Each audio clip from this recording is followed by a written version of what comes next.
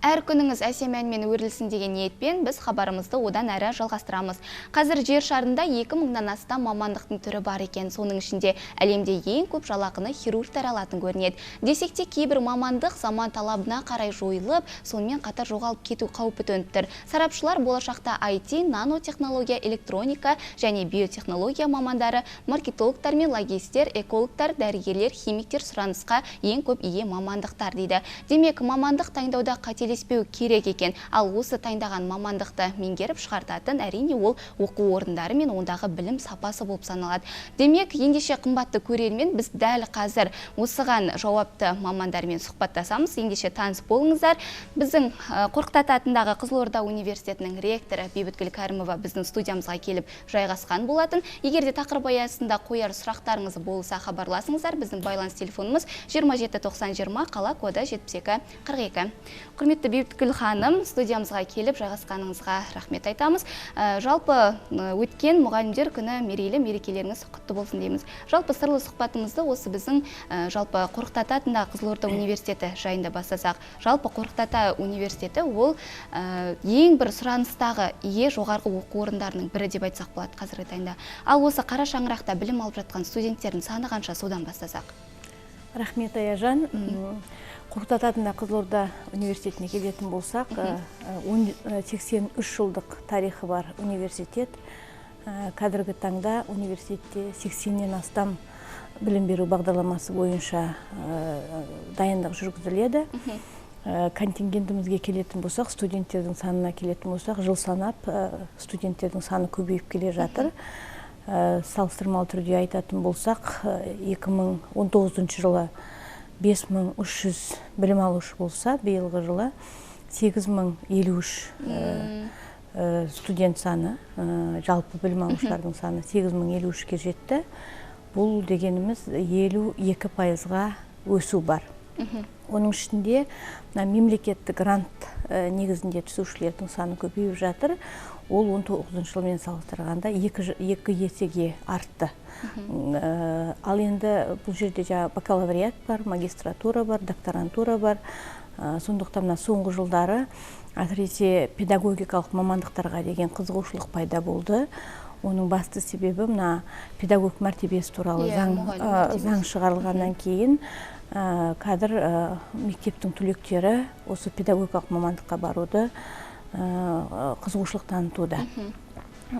Екінші жағынан, егер біз бұрынғы жылдары педагогикалық мамандықтарға мектепте бітірген түлектердің, орта деңгейде бітірген түлектер, бағалы жоғары емес түлектердің барлығы басқа мамандықтарға түспей қалған жағдайда педагогикалық мамандықтарға барып жататын. Қазір енді керісінше жоғарғы балмен талантты түлектер осы педагогикалық мамандықтарға түсіп жатыр. Оның үстіне оған шекті балды жоғарғы қойдық. Былтырғы жылы 70 бал болса, биыл 75 балға көтерілді. Соған қарамастан осы педагогикалық мамандықтардың барлығына дерлік осы грант саны көбейіп отыр. Ол жаңағы университеттің жалпы әлеуетіне талантты, білімді балаларды жақсы маман жасауға септігін тигізеді. Дұрыс айтасыз. Жалпы биылға қарағанда әр жыл сайын өсім бар дейсіз ғой. Студенттердің де қызығушылығы, жалпы оқушылардың қызығушылығы да жоғары деп. Өте керемет. Ал жалпы осы университет қабырғасында студенттер контингенттің қалыптастыру мақсатында қандай жүйелі жұмыстар атқарылып жатыр? Сол туралы айта кетсеңіз. Студенттерді жүйелі түрде осы мамандыққа баулу жұмысы өте маңызды жұмыс деп есептейміз. Сондықтан бұл жерде мектеп оқушыларын ерте өзінің қызығушылығын анықтап, ерте мамандыққа баулу керек. Себебі, егерде мектеп оқушысы 11-ші сыныпта қай мамандыққа барарын білмей, ең соңғы күндері мысалы үшін мамандықты таңдап отырса, ол өмірде қателік жасауы мүмкін. Сондықтан қазір біз осы Kids University жобасын қолға алып отырмыз. Ол дегеніміз мектеп балалары, кіші жастағы балалардың өзі осы университетке келіп, қосымша білім алып, университеттегі мамандармен танысып, мамандықтармен танысып, өзінің келешек таңдаған мамандығын бейініне сәйкес таңдауға біз мүмкіндік жасауымыз керек. міне осы тұрғыда біз Kids University жобасын қолға алып отырмыз. Екіншіден біз арнайы рекрутинг орталығын аштық. Сол орталық арқылы жаңа білім алушыларға жалпы дұрыс бейім беру, дұрыс мамандық таңдату. Оның үстіне қазір білесіздер, жаңа атлас новых профессий дейміз, жаңа мамандықтар, жаңа сөзіңіздің басында айтып кеттіңіз, жаңа мамандықтарға бару. Ол қай мамандық жаңа, мысалы үшін біз бірінші кезекте біз өңіріміздің сұранысына сәйкес мамандар дайындауымыз керек. Яғни қандай мамандар бізге жетіспейді. Егер мысалы үшін бір мамандықта адамдар көп түлектер бітіріп жатса, ертеңгі күні жұмыс таппауы мүмкін. Сондықтан да біз осы өңірімізге қажетті мамандар дайындау бағытында біз біріншіден мониторинг анализ жасаймыз. Яғни қандай мамандар қай өңірге, аграрлық сала ма, ауыл шаруашылық саласы ма, жоқ әлде техникалық сала ма, инженерлік сала ма, салаға байланысты жалпы халықтың сұранысын анықтаймыз. Сол арқылы біз мектеп оқушыларымен алдын ала жұмыс жүргіземіз. Сол арқылы біз өзіміздің білім беру бағдарламаларымызды қазіргі нарық сұранысына сай әзірлеуіміз керек. Сондықтан бұл жерде біз барлық білім беру бағдарламаларын қазіргі кәсіптік стандарт деген бар, сол кәсіптік стандартқа сәйкес және жұмыс берушілердің сұранысына сәйкес білім беру бағдарламаларын нақты нәтижелерге бағыттап әзірлеуіміз керек. Сондықтан осы бағытта біз бір жылдың ішінде, былтырғы бір оқу жылының ішінде 95 білім беру бағдарламасын осы нарық сұранысына лайықтап қайта жасап шықтық.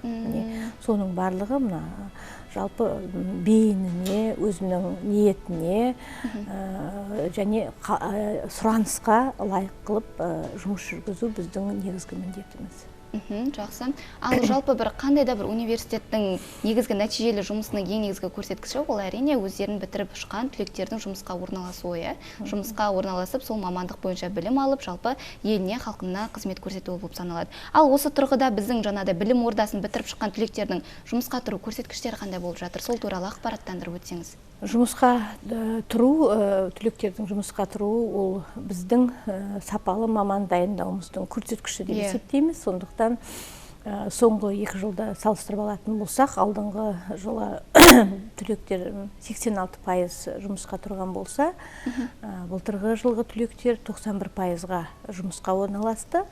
Ол мәліметті біз ГЦВП арнайы мәліметтер қорынан аламыз және жалпы бітіруші түлектерге алдын ала сертификаттау жүргіземіз. Қазір мысалы үшін педагогикалық мамандықтарды бітіретін түлектер алдын ала ұлттық біліктілік тестін тапсырады. Яғни олар ертең мектепке барғанда дайын мұғалім болып бару керек.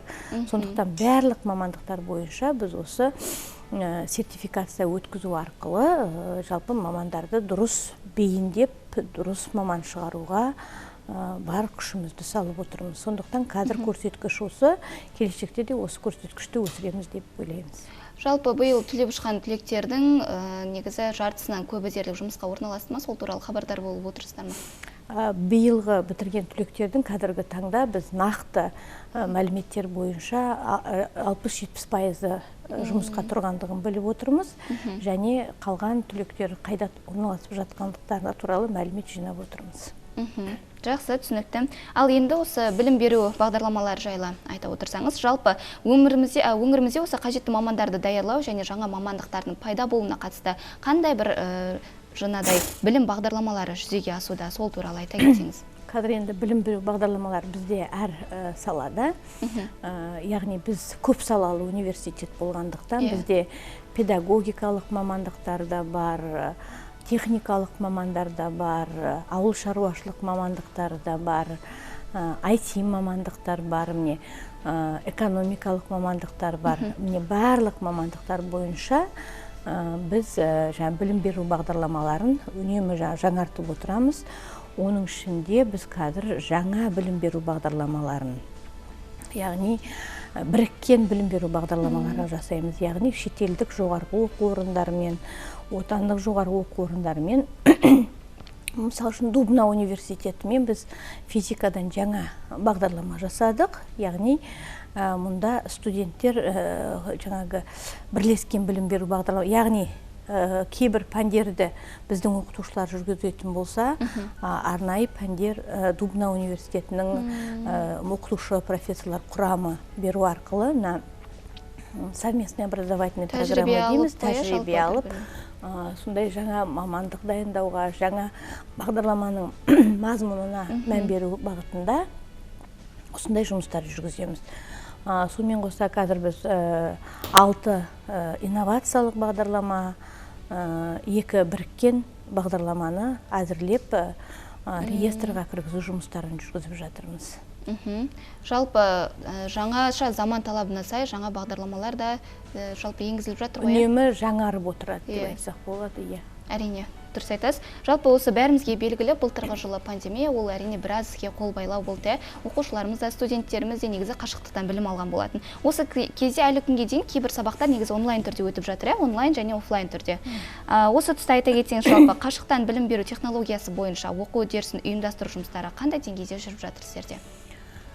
Бұл жерде былтырғы оқу жылында өздеріңіз білесіздер, алдыңғы жылы басталды. 2020 жылы наурыз айынан бастап осы қашықтан оқыту формасына көштік.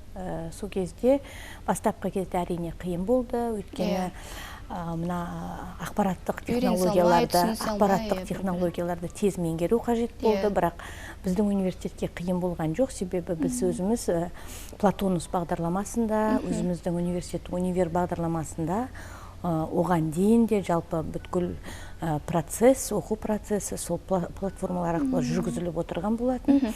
Бірақ бұл кезде жаңа пандемия басталғаннан кейін біз тағы да қосымша платформаларды қосуға тура келді. Сол кезде міне Zoom программасы пайда болды, Google Classroom, Microsoft Teams деген сияқты мына платформаларда сабақ жүргізу басталды. Онымен бөлек біз оқытушылар арнайы YouTube каналда канал ашып, сол арқылы видео дәрістерін, онлайн сабақтарды өткізе бастады. Жалпы былтырғы оқу жылында оқытушылардың барлығы, білім алушылардың барлығы толық төселіп бұл жүйеге, ақпараттандыру жүйесіне бірден көшіп кеттік деп айтуға болады. Енді биыл оқу жылында ондай қиындық жоқ, өйткені ол үшін біз жаңағы серверларымызды жаңарттық, инфрақұрылымды жаңарттық, ақпараттық технологияларды жаңарттық, жаңағы интернет желісінің күшін көтердік. Мысалы үшін сол жұмыстардың барлығын атқарған тұста қиындық кездеспеді, және оқытушылар да, студенттер де бұған тез бейімделіп кетті. Биылғы оқу жылында біз тек қана лекцияларды, дәрістерді онлайн түрде өткізіп, ал практикалық, зертханалық сабақтардың барлығын офлайн түрде оқытып жатырмыз. Жалпы қазіргі таңда осы оқытушылар қандай платформамен оқытып жатыр дәрістерінің өздеріне? Қазіргі таңда сол жаңағы қай платформаны таңдаса да, сол негізінен Zoom платформасында, содан Платонус арқылы басқа сабақтарын, тапсырмалар жүйесі, біз Платонусты арнайы тапсырмалар жүйесін, қосымша модуль, прокторинг жүйесін, яғни емтиханға студенттер қатысқан кезде біз бақылап отыруымыз керек. Ол жерде жаңағы бөтен адамның жоқтығы, шпаргалка болмауы, студенттің өзі дайындығын, нәтижесін толық анықтау үшін жаңағы сол жүйенің барлығын қосымша қосып отырмыз. Қазір бұл системаны біз арғаратай дамытып, арғаратай тағы қосымша модульдер әзірлетіп жатырмыз. Жаңағы сабақ кестесінің өзі сол автоматты түрде жасақталуы деген сияқты, соның барлығын қазір жетілдіру үстіндеміз, былайша айтқанда. Жақсы, түсінікті. Ал осы білім ордасында қазіргі таңда карантиндік режим қалай қадағаланып жатыр? Сол туралы айтайын. Білім ордасында енді бірінші кезекте бізде мынау ашық арқылы кіріп жатыр студенттердің барлығы. Одан бөлек қазіргі таңда бізде университет студенттерінің 80%-ға жуығы вакцина алды, ал оқытушылар құрамы толығымен алдық. Яғни университеттің қызметкерлері қазіргі таңда 100%-ға вакцина алдық. Ол біз үшін үлкен мүмкіндік, былайша айтқанда. Ал енді 18-ге толмаған бірінші курстың студенттері бар.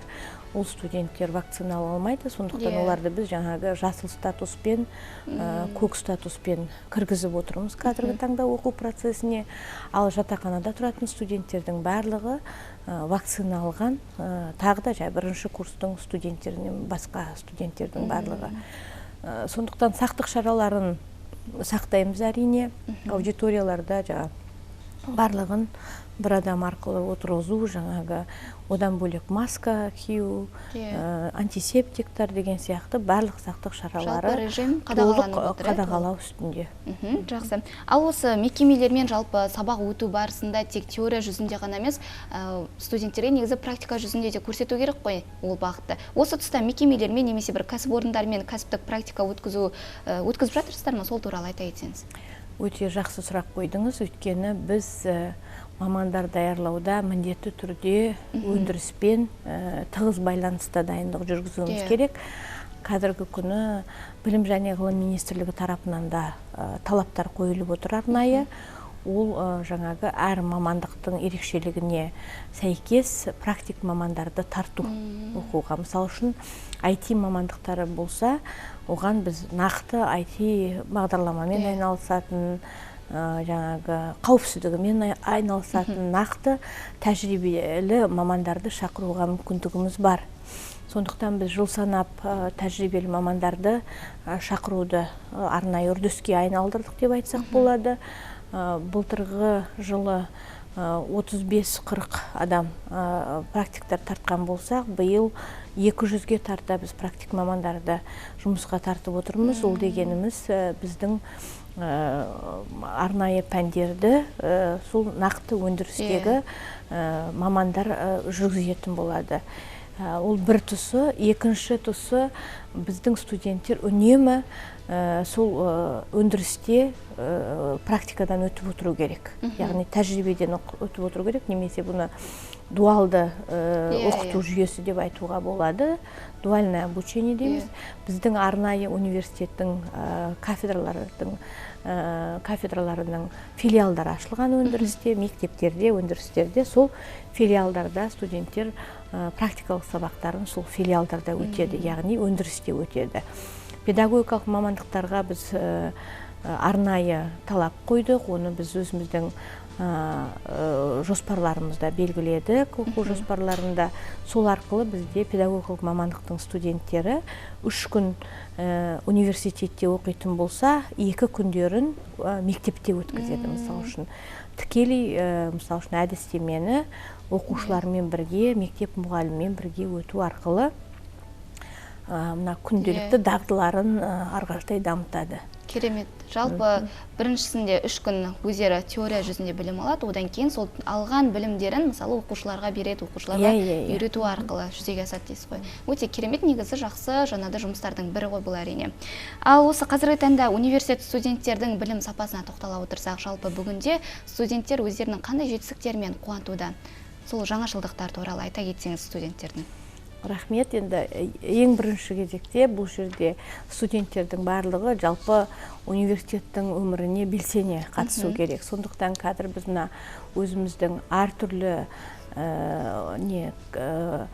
ұжымдық органдарға студенттер тартамыз. Мысалы үшін ғылыми кеңес болсын, ол академиялық кеңес болсын, басқа да бір ұжымдар болса, сол жұмыстардың барлығына біз міндетті түрде студенттерді қатыстырамыз. Олар яғни өздерінің пікірлерін айтып, бізге ұсыныстарын айтып отыру керек.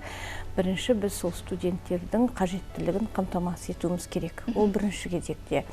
Одан бөлек студенттердің белсенділігі бізде жан-жақты танылады. Ол білім саласында, мысалы үшін білім саласын айтатын болсақ, бізде мына республикалық пәндік олимпиадалар өтеді, ғылыми жобалардың конкурстар өтеді. Міне сол конкурстарда біздің студенттер жоғары орындарға жетіп отыр. Бірінші, үшінші орын алған былтыр 11 бағдарлама бойынша біздің студенттер осы жүлделі орындарға, яғни бірінші, үшінші дәрежелі дипломдарға ие болды.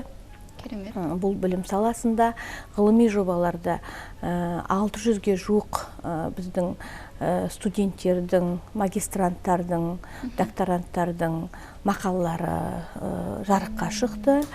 Одан бөлек енді тәрбие бағытына келетін болсақ, онда бізде қазір 21 арнайы ұйым құрылған, студенттердің ұйымы әртүрлі бағыттарда, мәдени, спорттық. Одан бөлек енді спорттағы жетістіктеріміз ол тағы да ерекше. Спортта бізде осы жазғы олимпиада өтті, универсиада. Сол универсиада жоғарғы оқу орындары арасында өтетін универсиада, республикалық универсиадада біздің студенттер 20 спорт түрінен қатысып, сол 136, қателеспесем, біздің спортшымыз қатысып, біздің спортшылар командалық есепте 67 жоғарғы оқу орнының ішінде үздік бестікке кірді. Үздік бестікке кірді. Одан бөлек енді қоржынымызда 56 шақты медальға ие болды. Алтын, күміс, қола медальдар иегерлері. Одан бөлек біздің білесіз, біздің сыр елінде жалпы айтыс, жырау өнері жақсы дамыған. Онда да біздің студенттеріміз бас жүлде, бірінші орынға ие болып отыр. Кеше ғана жаңалық, Таразда өткен айтыстан өткен жарыста біздің айтыскеріміз тағы да бір екінші орынды иемденіпті. Ол студент. Міне осындай жетістіктеріміз бар. Біздің аймақтан алмағанда жалпы кім алып? Өткен сыр елі, жыр елі деп жатамыз ғой жалпы. Өте керемет, жалпы жетістіктеріңіз көп болсын дегіміз келеді. Осындай толағай табыстарыңыз көп бола берсін. Ал осы университет қабырғасында білім алып жүрген студенттерге қандай бір жеңілдіктер қарастырылған, сол туралы айта кетсеңіз? Өте жақсы. Енді біз өңіріміздің ерекшелігін әрқашанда ескеруіміз керек. Өйткені әлеуметтік жағдайы төмен отбасылар өте көп, былайша айтқан кезде бар. Сондықтан біз жыл сайын осы арнайы өзіміздің шешімімізбен гранттар бөліп отырамыз. Ол бірінші кезекте біз атамекен отбасылық үлгідегі үйдің түлектеріне екінші жыл қатар біз толық университеттің 100% грантын беріп отырмыз. Яғни 100% жеңілдік деп атасақ болады. Биыл бітірген 5 түлек біздің университетте қазір осы грантпен білім алып жатыр. Ол енді үлкен көмек деп ойлаймыз. Одан бөлек енді біз ата-анасыз қалған студенттерге, содан ата-анасының қамқорлығынсыз қалған студенттерге, көп балалы отбасынан шыққан студенттерге, дарынды студенттерге, олимпиада жүлдегерлеріне, барлығына әртүрлі пайызда, яғни 20%-дан бастасақ, 20% жеңілдік, 50% жеңілдік, 100% жеңілдік беріп отырамыз. Міне сол былтырғы жылы бізде 226 білім алушыға жеңілдік берген болсақ, биыл 450-ге таман, 460-тай жеңілдік беріп отырмыз оқу ақысына. Бұл жерде айта кету керек, бізде жалпы оқу ақысы біздің университетте үлкен емес, көп емес. Қазіргі таңда, мысалы үшін, гранттың құны 900 мың болды. Сонда біз ақылы негізде де осы бағаны қоюға құқымыз бар. Бірақ кем дегенде біз 30%-ын ұстауымыз керек, ереже бойынша. Біз сол 30%-бен сол сәл 40% көлемінде оқу ақысын қойып отырмыз. Сонда ақылы негізде оқитын студенттер де бізде көп дегенде бір 480 мыңдай ғана төлейді. Аз дегенде 250-270 мың, көбі 470-480 мың ақылы негіз. Біз соның үстіне сол жаңағы бағаның тағы да жаңағындай жеңілдіктер көрсетіп отырмыз. Оның үстіне тағы жеңілдіктер ғой? Жаңағы жеңілдіктеріміз мынау бекітілген бағамыз болса, ақылы негізде жаңағы 250-480 дейікші. сол бекітілген баға болса, жаңағы пайыздық жеңілдіктер осы бағаға жүреді. Яғни, бұдан да жаңағы 50% болса, 480-нің 240-ын төлейді деген сияқты. Не осы жеңілдіктер көрсетіп отырмыз. Ол не үшін жасап отырмыз? Біріншіден, ол әлеуметтік қолдауымыз біздің университет. Екіншіден, осы біздің жас мамандар, түлектеріміз осы өзіміздің университетті бітіріп, өзіміздің өңірді әлеуметтік экономикалық дамуына үлесін қоссын деген мақсатпен жасалып отырған жеңілдіктер. Жалпы жоғарғы деңгейдегі, мұндай деңгейдегі университет үшін әрине бұл студенттерге жасап отқан ең үлкен бір жақсы керемет дүниелердің бірі деп айтсақ болады. Жақсы, ал осы білікті де жалпы маман даярлау үшін білім сапасының маңызы зор болып келеді. Осы орайда университет оқытушыларының біліктілігі мен білімін арттыру мақсатында қандай курстарға қатыса ма, немесе сол туралы айта кетсеңіздер, жалпы кадрдың әлеуеті туралы айтсаңыз. Кадрлық әлеует, енді қазіргі таңда биылғы оқу жылына біз оқу процесін сол 500-ге жуық оқытушы профессорлар құрамымен бастап отырмыз. Үлкен жаңалық кадр бұл педагогтарды қолдау. Сондықтан білесіз, мектепте мұғалімдердің жалақысы көтерілді. Осы педагог заңының қабылдануына сәйкес қазір енді біз университетте де осы үрдісті жалғастырып отырмыз. Яғни осы қыркүйек айынан бастап бізде оқытушылар таза, мысалы үшін ешқандай тәжірибесі жоқ деп айтсақ та болады. Оқытушылар кемінде 200 мың теңгеден алатын болады. Ал енді профессорлар 400 мыңға дейін жалақы алатын болады. Яғни біз жалақыны өсіріп отырмыз. Бұған дейін біз 2 рет өсірдік жалақыны. Осы 2020 жылдың наурыз айында, 2020-2021 оқу жылында, былтыр қыркүйек айында, және осы қыркүйек айында тағы көтеріп отырмыз.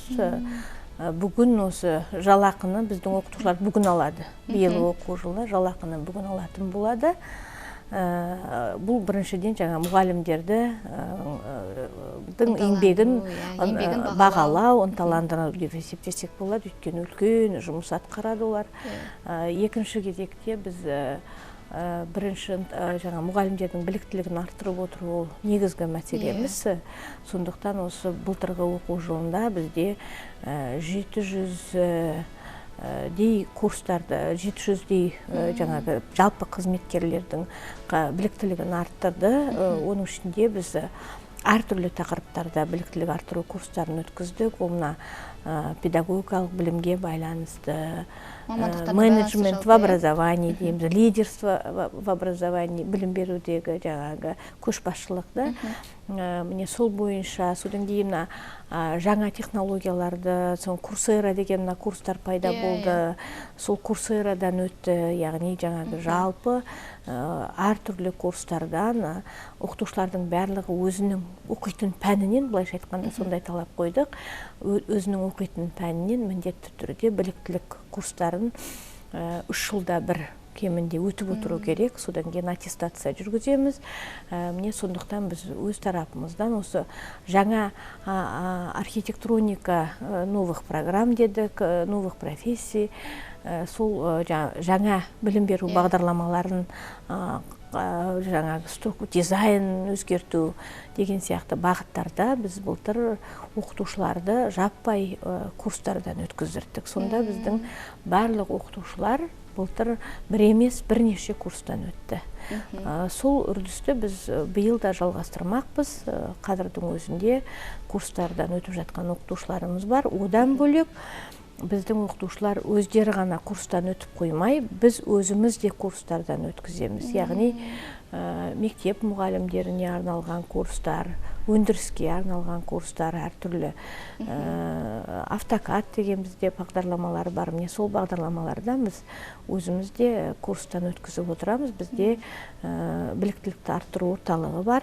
Сол орталық арқылы да біз өзімізде курстан өтеміз, сырттан өзімізде өткіземіз, былайша айтқанда. Жақсы, түсінікті. Ал енді осы сөз соңында жалпы инновациялық кәсіпкерлік университет құру жолындағы алдағы қойған жоспарларыңыз туралы айта кетсеңіз. Инновациялық кәсіпкерлік университет құру дегеніміз, ол бірінші кезекте біздің университет, жаңа басында айтып кеткенімдей, осы біздің өңірге қажетті жаңашыл маман дайындау. Міне біз осы бағытта жан жағынан оқу әдістемелік тұрғыдан, ғылыми тұрғыдан, тәжірибе тұрғысынан, ғылыми жобаларымызды коммерцияландыру тұрғысынан, әлеуметтік тұрғыдан жан жақты бұны біз кешенді қарауымыз керек. Міне біз кешенді жұмыс жасауымыз керек. Сондықтан қазір ғылым туралы да мысалы үшін біздің жаңашылдықтарымыз көп. Сондықтан инновациялық болу үшін біз қазір осы өңірімізге қажетті жаңағы қандай өндірістік орындар ашылу керек. Былтыр облыс көлемінде осы 35 жаңа инновациялық жоба әзірленді. Ол жоба дегеніміз қандай өндірістер керек бізге, мысалы үшін өңірімізге, нені біз істей аламыз. Соған арнайы талдау жасалып, арнайы кәдімгі бизнес программа жасалынды, бағдарлама. Сол бағдарламаны әзірлеуге біздің университеттің 70 ғалымы, 70 студенті қатысты. Бұл дегеніміз біздің жаңағы инновациялық университет болу жолындағы бірден бір қадам деп айтуға болады. Атқарылып жатқан жұмыс. Сондықтан біздің жалпы мақсатымыз білім беру бағдарламаларын жаңарту арқылы, өндіріспен тікелей байланыста болу арқылы, стейкхолдерлардың сұранысына сәйкес мамандар дайындау арқылы өңіріміздің әлеуметтік экономикалық дамуына әсер ететін бірден бір үлкен күш болуға, өзімізді осындай үлкен миссияға өзімізді жетелеп келе жатырмыз, былайша айтқанда. Дұрыс айтасыз, өте керемет игі істердің бірі деп білеміз. Ал Бейбіткүл ханым, студиямызға келгеніңізге уақыт бөліп осы біздің қонақжайлығымыздан табылғаныңызға рахмет айтамыз. Білім жолында жасап жатқан игі істеріңіз жемісті болғай дейміз. Рахмет сізге.